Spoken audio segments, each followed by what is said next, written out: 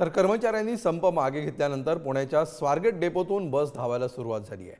अधिक माहिती सांगतात आमचे प्रतिनिधी ज्ञानेश्वर चौतमल। कर्मचारी 2 दिवस संपावर होते, मात्र आता संप मागे घेण्यात आलेला आहे। स्वारगेट बस स्थानकामध्ये आपण पाहतोय प्रवाशांची वर्दळही सुरू झालेली आहे आणि बसेसही धावायला सुरुवात झाल्याचं आपल्याला बघायला मिळतं। ज्या एसटी कर्मचाऱ्यांच्या मागण्या होत्या त्या मुख्यमंत्र्यांनी बैठकीनंतर सोडवलेल्या आहेत।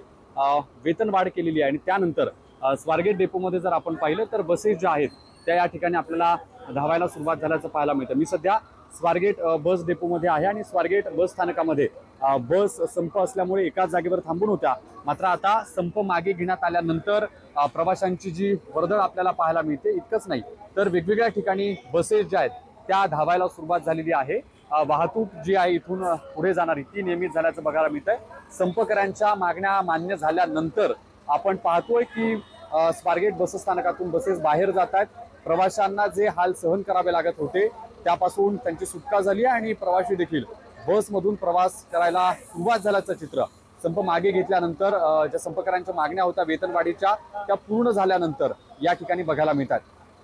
ज्ञानेश्वर चौतमल, पुढारी न्यूज, स्वारगेट, पुणे।